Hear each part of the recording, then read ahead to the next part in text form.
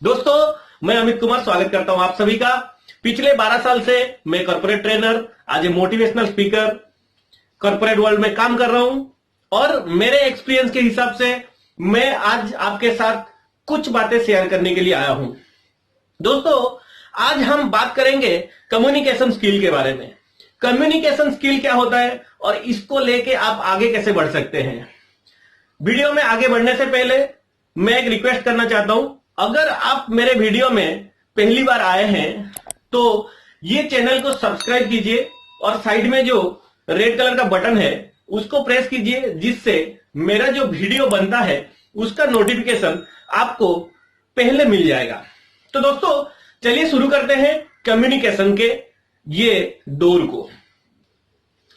जैसे हर मूवी में एक फिल्म स्टार होता है, जैसे हर इंडस्ट्री में एक सुपरस्टार होता है, जैसे हर व्यक्ति के जीवन में एक पहला प्यार होता है, वैसे ही जो हमारा कम्युनिकेशन है वो कम्युनिकेशन स्किल सॉफ्ट स्किल के दुनिया में राजा है।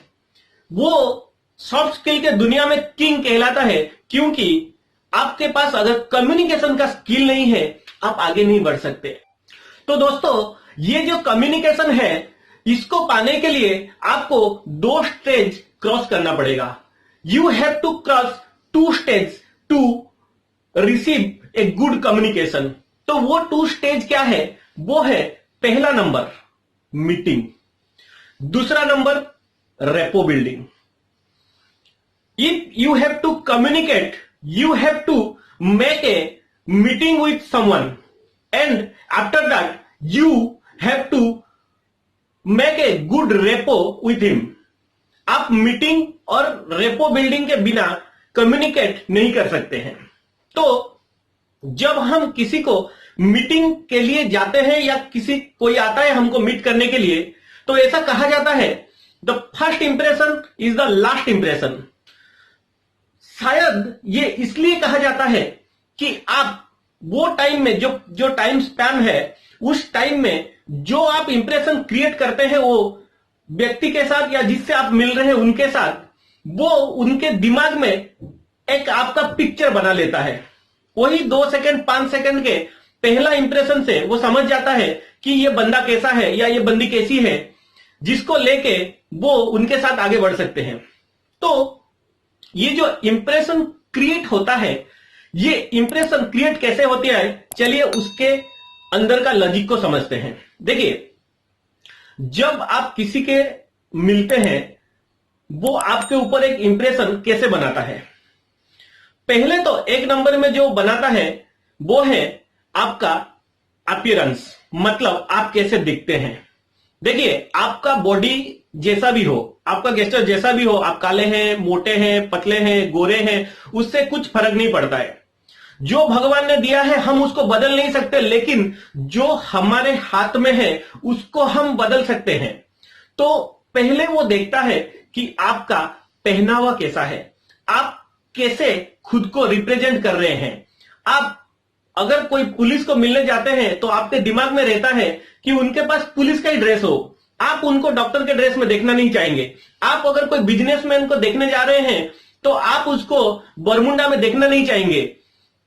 तो जो पहला पॉइंट है वो है impression by your presentation of your clothes, आप कैसे पहना हुए हैं।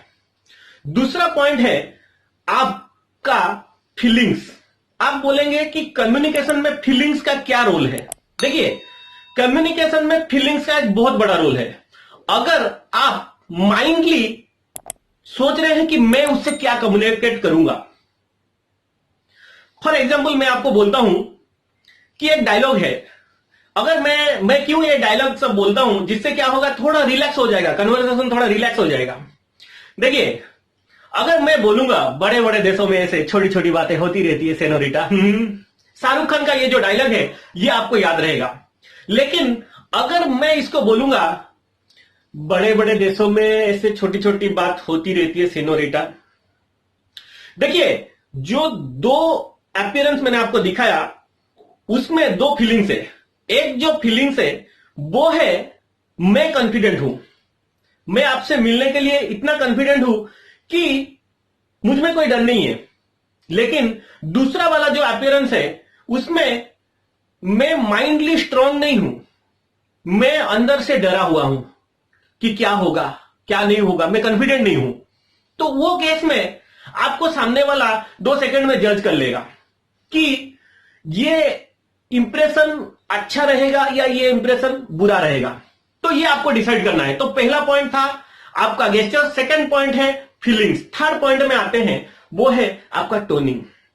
देखिए, आप कौन सा पिच में कब बात कर रहे हैं वो बहुत मायने रखता है। बहुत सारे जो झगड़े होते हैं या बहुत सारे कंफ्लिक्ट मैनेजमेंट होते हैं उसमें बहुत बड़ा रोल करता है टोनिंग। आप कैसे बात कर रहे हैं, आप कैसे नेगोशिएशन कर रहे हैं, आपको खुद को कैसे प्रेजेंट कर रहे हैं, आप कैसे आपका एंगर मैनेजमेंट कर रहे हैं, वो बहुत बड़ा मतलब इसमें रोल निभाता है। सेकेंड पॉइंट में जो आते हैं वो है आपका रैपो बिल्डिंग। तो जब आप पहली बार किसी को मिलते हैं तो आपका जो आई कांटेक्ट जो है वो इधर उधर होना नहीं चाहिए। आप कॉन्फिडेंटली आपका आई कांटेक्ट सामने वाले से मिला के रखिए। देखिए, आई कांटेक्ट मिला के रखने का मतलब नहीं है आप उसको गुस्से से चाहेंगे, मतलब ऐसा कुछ नहीं है। मतलब नॉर्मल जेंटल आई कांटेक्ट आप मिलाइए और जो आप हैंडशेक करेंगे कॉन्फिडेंटली एक हैंडशेक कीजिए कि जो भी डील के लिए आप गए हैं या फिर जो भी पार्टनरशिप आप गए हैं उसमें आप कॉन्फिडेंट हैं, तो उसमें एक अच्छा रेपो क्रिएट होता है, मतलब उससे एक कनेक्टिविटी बढ़ जाता है। तो जब आप ये कनेक्टिविटी, पहला तो आपने एक इंप्रेशन क्रिएट कर दिया, तो जब एक इंप्रेशन अच्छा क्रिएट हो जाता है तो ऑटोमेटिकली अच्छा रिश्ता बनना शुरू हो जाता है। तो उसके लिए पहले एक आप आई कांटेक्ट कीजिए, दूसरा आप हैंडशेक कीजिए, तीसरा आप क्या कीजिए, कुछ सिमिलरिटी ढूंढिए। सिमिलरिटी इन द सेंस आप बात कर सकते हैं क्या आप सेम कॉलेज से हैं, क्या आप सेम स्कूल से हैं, क्या आप सेम शहर से हैं, या तो फिर आप हो सकता है जो सेम कंपनी पुराना वाला कंपनी है मैं भी हो सकता है, या तो फिर कम्युनिटी ढूंढिए, कुछ कॉमन ढूंढिए उसमें और आप में कुछ अगर कॉमन रहेगा उससे क्या होगा, एक गुड एटमॉस्फेयर क्रिएट होगा, मतलब कंफर्ट जोन में आ जाएंगे।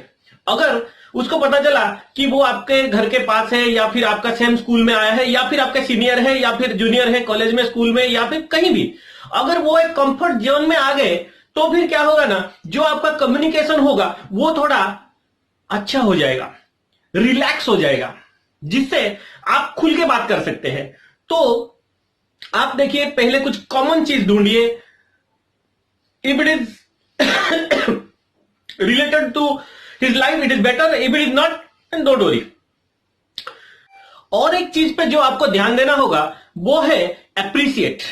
आप जिससे मिल रहे हैं उनको थोड़ा एप्रिशिएट कीजिए। एप्रिशिएट इन द सेंस आप बोल सकते हैं आपका ऑफिस बहुत सुंदर है, आपका गार्डन बहुत सुंदर है, आपका गाड़ी बहुत सुंदर है, कुछ भी छोटे से छोटे चीज हो उसको आप एप्रिशिएट कीजिए, जिससे एक अच्छा रिव्यू क्रिएट होता है। तीसरा और सबसे मोस्ट इंपोर्टेंट चीज है लिसनिंग। अगर आप एक अच्छा कम्युनिकेशन बढ़ाना चाहते हैं तो आपको एक गुड लिसनर होना पड़ेगा। देखिए, बहुत सारे केसेस में क्या होता है, लोग इसलिए सुनते हैं कि उसको कुछ जवाब दे सके, तो वो ये नहीं सोचते हैं कि वो क्या बोल रहा है, वो ये सोचते रहते हैं कि मैं उसको क्या जवाब दूंगा।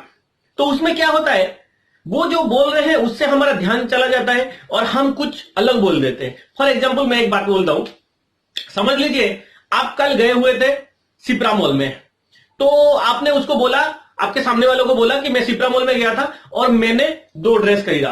तो अगर आपके सामने वाला या फिर आपका दोस्त आपको बोला तो आप बोल सकते हैं कि अरे हाँ तू सिप्रा मॉल गया था, और मैं भी सिप्रा मॉल गया था, मैंने भी 4 पैंट खरीदा।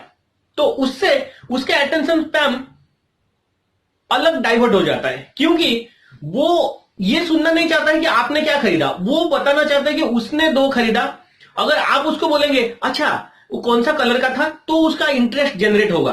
तो अगर आप एक एक्टिव लिसनर होंगे, आप उसके जो भी प्रॉब्लम्स है, जो भी वो बता रहे हैं उसको एक्टिवली सुनेंगे, भले ही वो आपके रिलेटेड हो, आपके रिलेटेड ना हो, उससे कुछ फर्क नहीं पड़ता। लेकिन एक बात सच है, हर एक लिसनिंग से कुछ ना कुछ सीखने को मिलता है।